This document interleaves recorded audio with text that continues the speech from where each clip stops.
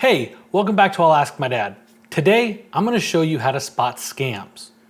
Now, we all get inundated in our text messages and our emails from spammers, but those aren't necessarily nefarious, they're just annoying.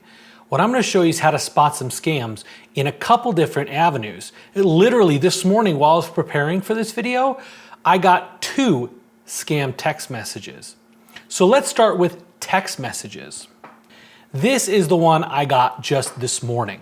There's a lot of things that will indicate that this is a scam text. First of all, there's a link in there. Also look at who the sender is. That has nothing to do with ADOT at all. There's no .gov in there. It's a lot of extra. Anytime you see a lot of extra subdomains under it, that's usually concerning. Let's go back and look at a couple other ones. Access is paused, Jeremy. Account update missed. Tap to fix before removal starts. There's no indication here of who the company is, what account is being paused. Do not click on that link because that link could cause malware to be installed. It could take you to a bad website that could there's just so many things that can happen. Here's another really common one. Tracking. Here's a tracking number with a link. You can click on it, but you should not because it's going to take you somewhere else. Also, again, look at who the sender is. That's a standard phone number. Most businesses are using like one of those shorter codes, like a 2-digit, then a 3, like a 5-digit phone number. This one, your vehicle has an unpaid toll bill. And I know from using WhatsApp that that is a common WhatsApp number. So that's either from China or from Europe someplace. But again, look at the link, e-zpass.com-ujz. This has scam written all over it. So the easiest way to check for text messages, A, don't click on the link in the text message if you even have the slightest concern it might not be valid. Also, a lot of companies like to use like Amazon, USPS, UPS, shipping companies because they know that a lot of people are ordering from Amazon. Do not ever check an update on any package you've ordered from one of those links. If it really is important, they will email you through proper channels or contact you through the proper channels, not text message. Now, let's take a look at one that's gotten really, really sophisticated recently. Let's look at this email. Now, I use A2 hosting for all of my web domain purchases, my hosting, all that kind of stuff is done through A2 hosting. Not sponsored, just like them. But they had a rash where I was getting emails almost every day about some issue with my domain. And this is what it looked like.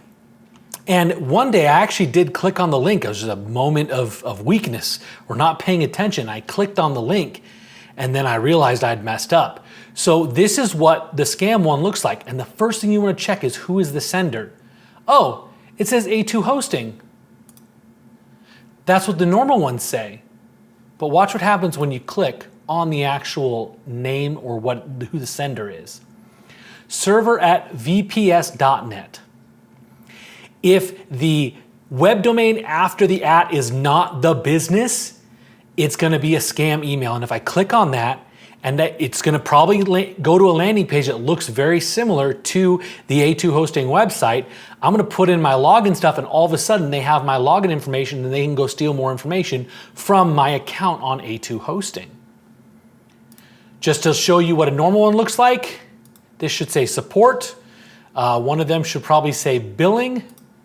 If you have any question about whether or not it's valid, log into your account not using the link in there. So then I would go to the internet and just type in the link to A2 hosting. I would sign in and I would see if there's any alerts there. And you'd automatically find out there aren't. Next scam I want to show you is Facebook Marketplace. Now it can be great to find stuff, to buy stuff. I've bought a lot of stuff. I've sold a lot of stuff on Facebook Marketplace. But cars and electronics are really, really fraught with scams. And one of the biggest ones, especially for electronics, is when it's not local pickup, it's shipping to you. I would just stay away from those almost 100% of the time. The other thing is looking for deals that are like kind of like too good to be true. If the price on something, like let's say you're looking at a new camera. Let's say it's the Sony a7 III. I want that camera. My daughter has it, but I want it for real estate and all the other things that I do. That camera retails for like $1,300 on sale. You can maybe find a used one for like $1,100. If you see a listing for that camera for like $400, $500, it's probably a scam. And you'd be like, well, how are they gonna scam you? What they will do is they will ask for payment up front to hold it. They might ask you to send a money order, or they might, there's just all sorts of different tactics they can use. Just generally stay away from them.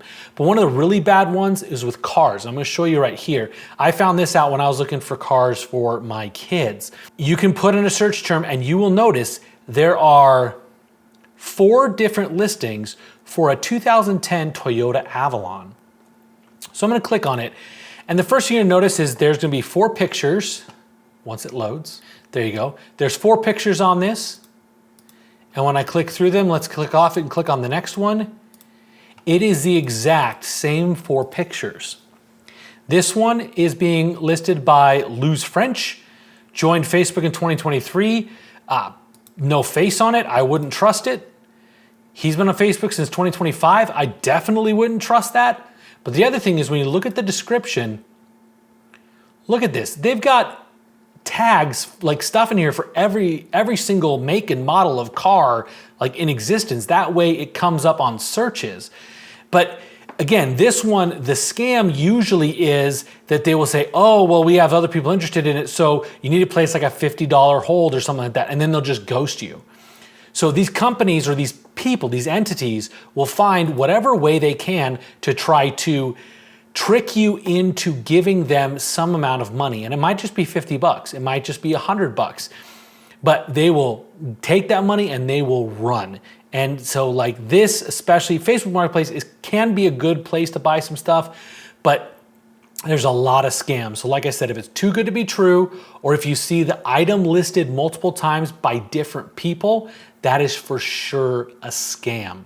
The final scam I want to talk about is the phone call scams. You've all heard the stories of like older folks that get tricked into thinking that somebody from the IRS or the sheriff's department is coming after them for something unpaid, all these different kind of things.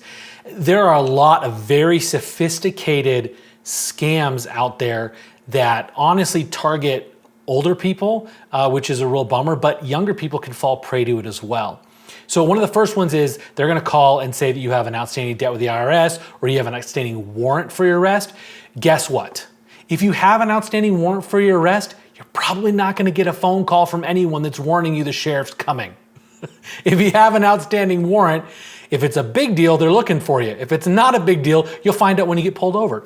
But anytime that kind of conversation starts on the phone, hang up immediately. If you want to be a good Samaritan and waste their time, play along for a bit, but don't give them anything. Another scam that started to happen with AI is recording a loved one's voice and cloning it with AI tech to make it sound like them. I've heard stories where a scammer calls a parent and they have an AI generated version of their kid's voice saying they're in trouble and they need you to send money. This one is a really tough one because especially folks that are probably older than 40 really struggle hearing the difference with AI generated stuff. One cool thing is young people a lot of times can spot the AI stuff really quick, which is kind of neat. But I just want to show you an example of my voice being cloned.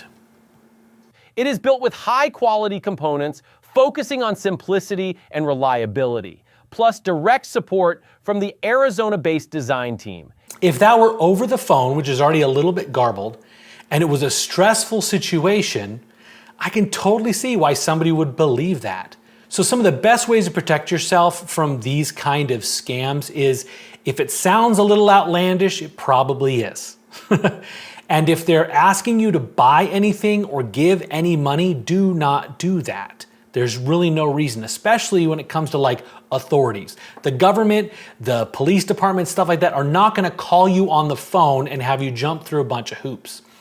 And this last one on the AI cloning of voices, come up with a family safe word that if something you're about to say is really out of left field, you want to have some kind of safe word that lets your family know it actually is you. Or you can just simply ask back, what is the the word or something like that, but basically have a word that your whole family knows that is that kind of that safe word or that validation word that you're actually talking to the person in your family. Make sure it's a very like not normal word that you would use, like kumquat or something like that.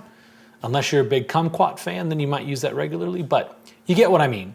As scammers get more sophisticated, it's gonna be harder and harder to spot. So just trust your gut in a lot of cases. If it seems a little funny or seems a little off, it probably is. And my best advice is just try to go directly to the source on any of these things and never give out your account information to anyone that's asking for it, whether it's by phone or text or anything like that. I hope this video helps you and I hope it gives you some confidence to look at all this garbage we get fed in our email, our phone, our text. I hope this helps you filter that out to know what's just annoying versus what's dangerous. If you have seen other scams or you've seen some more sophistication or you've maybe fallen prey to a scam, if you're comfortable with it, I'd love for you to share what happened or what you found out through your experience in the comments below, because that knowledge will help all of us. Thanks for watching. I'll see you next time.